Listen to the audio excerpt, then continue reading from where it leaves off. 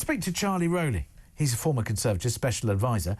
Charlie, good evening to you. What do you make of John's view that Nigel Farage is the only man who can lead the UK forward and will be our next Prime Minister? Well, good evening. I mean, as a Conservative commentator, someone that worked for the Conservative government in the past and has seen the total obliteration at the last election, it seems to me, anything is possible. So I think that obliteration, why do you think that was? Is it because people didn't like what they were saying going forward? They didn't trust the people who were there saying it? Or the last 14 years, the track record was pretty torrid? Trust.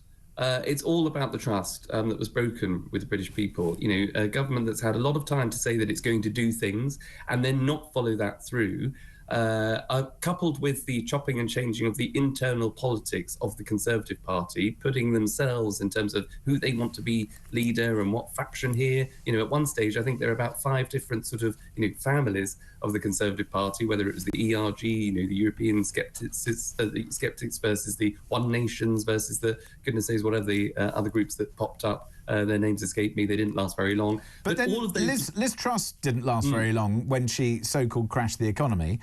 Keir Starmer seems to be doing a train wreck of the economy, and he seems to still be in power. I mean, why is it that Labour seem not to be able to deal with their problematic leaders, whereas the Tories seem to, nuke them before they can even get started? Well, part of that is trust, as we talked about. So, during the general election, Labour said they weren't going to put up national insurance contributions. Then they have. So that trust has been broken. And when you lose that trust with the electorate, you also break that confidence in the markets and with business. So that's one aspect of it. But it's also about, just as you talked about Liz Truss there, communications. Now, Liz might have had all of the right ideas to cut taxes, to grow the economy, to stimulate growth, to turbocharge and put those rocket boosters up businesses to make us, the world leader in terms of growth or whatever it is she wanted to do. But she couldn't communicate it. She did press conferences that lasted, I think, about sort of 10 minutes and walked off and then cried in the corridor. So she wasn't convicted. She didn't carry the convictions of what she wanted to do. She couldn't communicate the policies to bring people with her. But you see, that's the point. You see, I'm not sure necessarily that she had the policies. And this is when, you've got Kemi Badenoch who's saying, well, we can't turn around the ship in a day and blah, blah, blah. To my mind, good leadership is when you have some good ideas. And it doesn't necessarily mean that you have to put all your policies up for dissection by the opposing party or let them nick them or whatever it is. But if Kemi Badenoch was very clear about tax, if she was very clear about education, if she was very clear about defence of the realm and providing very clear narrative and policies for it, she might be slightly more popular. At the moment, she seems to be playing in a debating society at some convoluted university, debating society, which is not resonating with the public. I just don't see her as a force for leadership or indeed power. If she continues in the way she's doing so, not only will Reform overtake the Tories in terms of their membership, Reform will overtake the Tories and the Tories will be a goodbye and spend force. They haven't got a chance. Well, I think on the first, Reform will overtake the Tories in terms of its membership. They seem to have momentum. I wouldn't be surprised if their numbers already there and they're trailing out the increases just to have that sort of momentum with them. But that's, call me a sceptic. But I think what the difference between now and 5 years ago, when Sir Keir Starmer became leader of the opposition, he only had to sit and wait for the Tories to self-implode, as they obviously ended up doing. Kemi can't just sit there and wait for Sir Keir Starmer, who has trashed the economy and where things are not going well for him. She can't sit and wait for the voters to then suddenly come back to the Tories because of Reform and the momentum and the... So do you think that until or unless she sets out her stall, we could be seeing a Conservative Party that is withering on the vine? Well, I think 2 things. I think you can wait to have the right policies in place that are fit for the nation and what the nation demands. So there is no one quick fix, I think, when it comes to now that this government has scrapped the Rwanda policy, there is no one quick fix in terms of immigration, which is, I think, arguably the number one issue, probably second to the economy and tax cuts that people in this country care about. So there's no problem trying to fix things and having time to develop those policies. But to your point and what I think you're absolutely right in saying, you've got to provide commentary and a narrative to things that are happening on a day-to-day basis. You can't just sit in the back room and sort of think of the policies for them to be announced and everybody to say, oh yes, what a great idea, and they're fabulous. You've got to be front and centre day after day, whether it's about literature in schools, whether it's about the farmers' tax, and all of those two things, or crime that you seem to be seeing on our streets. In all of those areas, Nigel Farage always seems to be first out of the traps, acting as the leader of the opposition, when that should be Kemi Badenoch and the Conservatives. Well, it sounds like you want to join him. Now, Charlie, all this programme, I have been talking about the idea of a brand new feature. Well, basically, initially it started as What Would Margaret Say, because she might have a view on British politics.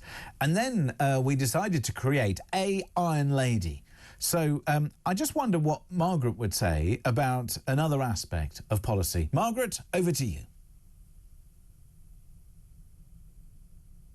Fiasco after fiasco. If I was still Prime Minister, we'd not be in this mess. Tax would be lower, trade and investment higher, and you'd have more money in your pocket. Why is this country governed by cretins? Well, I think that's a very good point, Margaret. Charlie, what do you make of a Iron Lady and her views there? Well, I think she's absolutely right. I can't say any more than that, James. That's quite a surreal experience. You're impressed, aren't you, with our brand new feature here? No expense spared at Talk, I'll tell you. Home of common sense, that's why. Let's talk about, though, some of the other stories which are perhaps in the news. I mean, the Royal Mail, it seems to be a mess. The last lot sort of, I don't know, set it up for failure, and this lot have just allowed it to be taken over. So Royal Mail, now in foreign ownership. Does it matter? Oh, I think it does matter. And I think this goes back to actually your key question about what is British culture. And I think it's still having a stake in our institutions, you know. So I think when you have foreign direct investment that's taking over those institutions, the Royal Mail, for example, or whether it's football clubs, you know, great British tradition, you know, it's the nation's sport, things like that erode, I think, what we as a society that binds us, I think is part of the problem. But this issue at Christmas time about Royal Mail deliverers claiming that there wasn't anybody in, or they weren't able to access the properties to deliver the goods at Christmas time in order to ensure that they achieve their bonuses or their top-up pay, I think is incredibly callous. It is rather, and one has to examine how on earth they're being managed. Meanwhile, Keir Starmer apparently is heading abroad for New Year's Day. Does it matter if our politicians... I mean, you can't expect them to be in the country 24/7. They need to go on holiday sometimes, don't they? They do, but the accusation label at Keir Starmer is that he might not have been in this country enough.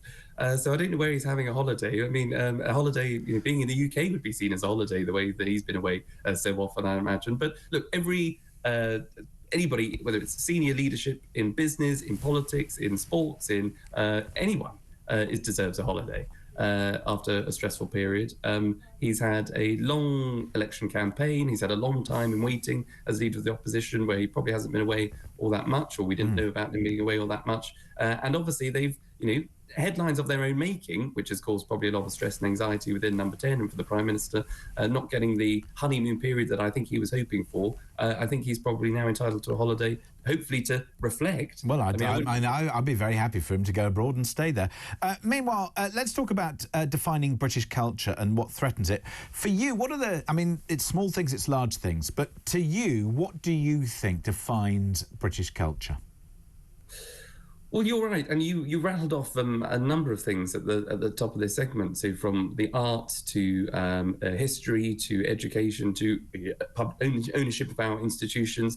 I think the two things for me, it's about fairness and tolerance. That underpins, I think, British culture. So we are very tolerant, we are very fair. You know, you are innocent until proven guilty in this country. You know, the UK legal system was exported right across the world. Our politics, our political system. But then, you see, isn't it interesting that years ago, people probably would have said, and I'm really surprised that we haven't talked about you know, the smaller things like cups of tea and biscuits, but also bigger things such as, for example, the royal family, that it would appear as if the royal family is no longer... Nobody has sent me a message saying it's the royal family, it's those traditions, it's, you know, it's there. I don't think people are particularly against it, but I do think that part of British culture is the royal family, and the fact that, you know, years ago, pretty much the whole nation would have stopped to listen to the King's message and speech tomorrow afternoon. I dare say a lot of people, although I'm sure we'll be carrying it here on this station, a lot of people will just being like, yeah, whatever, and we'll be getting along with their day and eating turkey and Quality Street.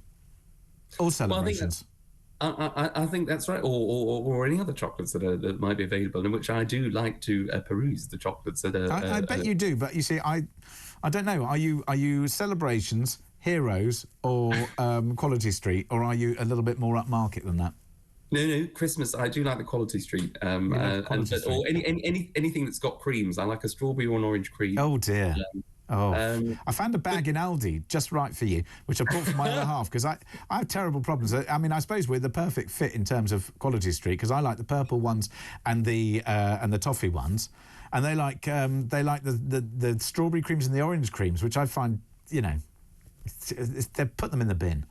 Yes, well, I'll happily take them. But you're right. The royal family, I think, patriotism in this country, which I think has been eroded, is part of our British. You know, we should be proud of our country. We should be a proud nation.